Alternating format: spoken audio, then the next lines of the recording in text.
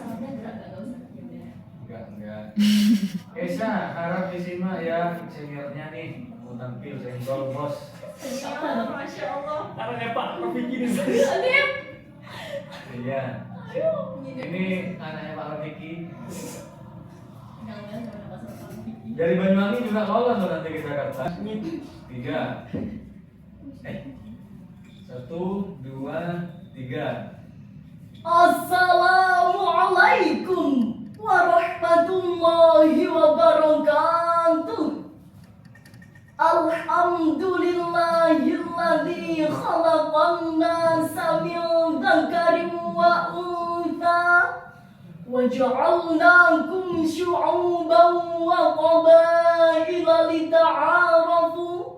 Asyhadu an la ilaha illallah wa asyhadu anna Muhammadan abduhu wa rasuluh la nabiyya ba'da amma ba'du. Ya sayyidi ya Rasulullah, ya sayyidi ya Habiballah, Agak senyum. ya sayyidi ya Rasulullah, ya sayyidi ya Habiballah, ya Muhammad. Dewan Hakim yang arif dan bijaksana, hadirin sebangsa dan setanah air yang kami banggakan. Profesor Dr. Arkon, Guru Besar Macquarie University of Canada mengatakan, Indonesia memiliki keberagaman dan kebinekaan yang tinggi. Namun demikian, belum pernah muncul ketegangan yang memuncak, sehingga keharmonisan tetap terjaga. Ungkapan kekaguman ini kurang lebih 25 tahun yang lalu, yang seharusnya ini menjadi motivasi kita untuk tetap mempertahankan keutuhan. Bila kita tak sadar, bukan hal yang mustahil, multi budaya akan tergoyah, kemajemukan akan berubah menjadi kedoliman, merajut ukhuwah tinggal kenangan, rasisme pun muncul ke permukaan, oknum agama menawarkan kemurtadan, sehingga runtuhlah persatuan, hancurlah kesatuan. Betul hadirin? Betul. Oleh karena itu, dalam kesempatan yang penuh ukhuwah ini, perkenankanlah kami memaparkan syarahan Al-Quran yang berjudul Merawat Keberagaman dalam Membangun NKRI yang Harmonis, sebagai rujukan firman Allah dalam Al-Quran surah Al-Anfal ayat 46 sebagai berikut. Kalau ada yang kurang wajib apa? Saya tanyakan yang kurang kita apa?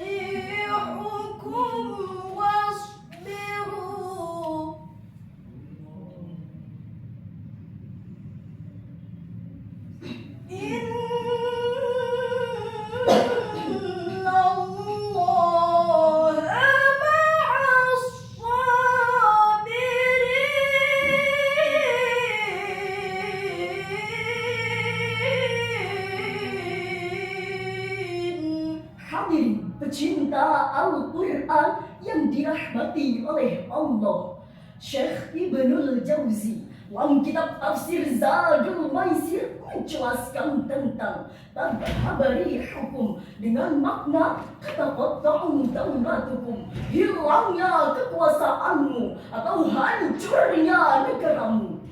Lantas jika Imam Ali As-Sabuni dalam Sohbatut Tafasir Jilid 1 halaman 471 menjelaskan bahwa ayat ini merupakan landasan teologis yang sangat strategis untuk membangun ukhuwah wataniyah sebagai pilar-pilar persatuan dan kesatuan bangsa.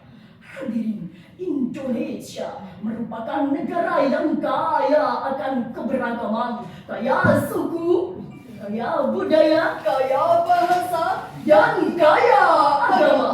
Keberagaman ini akan menjadikan Indonesia negeri yang gemah ripah non-Cinawi jika dijaga dengan baik. Namun keberagaman ini juga akan menjadi sumber potensi konflik antar etnis, antar suku, maupun antar agama jika kebijakan tidak disikapi dengan bijaksana dan tidak dapat menutup kemungkinan mampu meruntuhkan falsafah negara Bhinneka Tunggal Ika.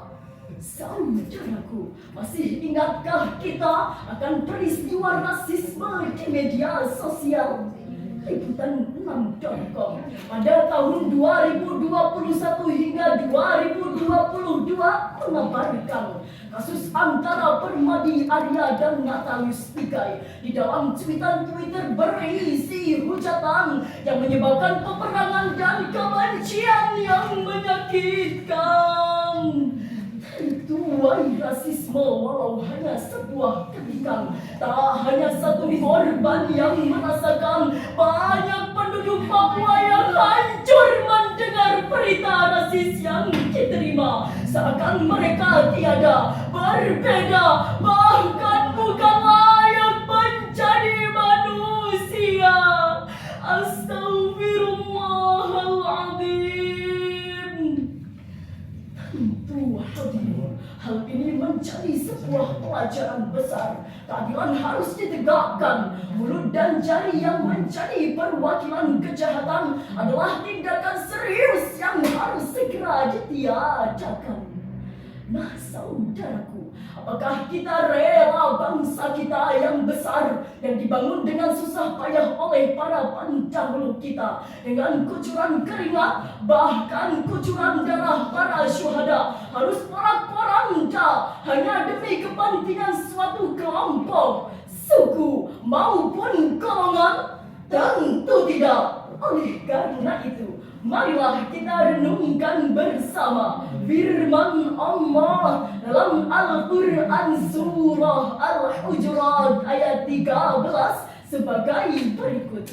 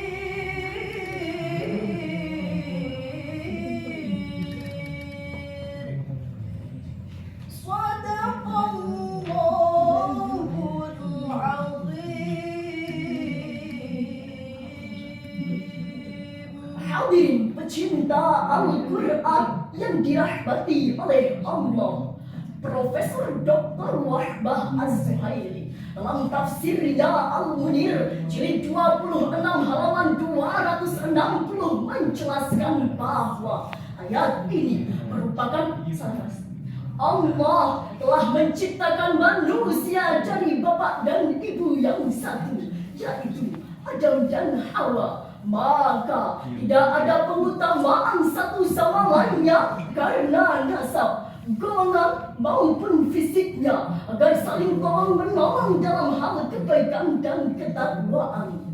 Rasulullah Sallallahu Alaihi Wasallam bersabda yang diriwayatkan oleh Imam Bukhari Muslim, "Laisa minna man qatala ala asabiyyah wa laisa minna man salah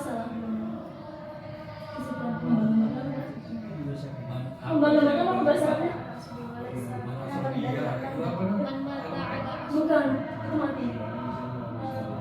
Laisa minna ala asabiyyah, bukan golongan kita orang yang membangga-banggakan kesukuan, dan bukan golongan kita orang yang mati, orang yang berperang karena mempertahankan kesukuan, dan bukan golongan kita orang yang mati karena mempertahankan kesukuan. Hal ini senada dengan sebuah syair lagu sebagai berikut. Wahai insan yang mulia, jagalah toleransi bangsa. Wahai insan yang mulia, di tanganmu baik buruk bangsa. Ciptakan persatuan, rawatlah keberagaman. Bangunlah masa depan paling asik memang ya kalau dangdut. menuju keharmonisan. Satukan hati kita,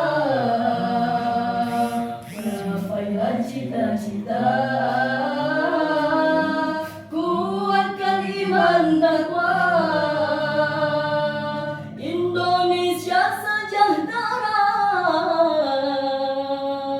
Dari awal hingga akhir dapat kita tarik kesimpulan, keberagaman akan menjadi pendukung pembangunan NKRI apabila yang pertama, ukhuwah basyariah, Islamiyah dan Wataniyah menjadi persatuan yang nyata. Yang kedua, hukum agama dan kemanusiaan dapat menjadi pegangan hidup. Dan yang ketiga, senantiasa bersyukur kepada Allah atas nikmat yang ada di bumi Nusantara. Syukran ala husni imamikum jami'an. Wassalamualaikum warahmatullahi wabarakatuh. Waalaikumsalam.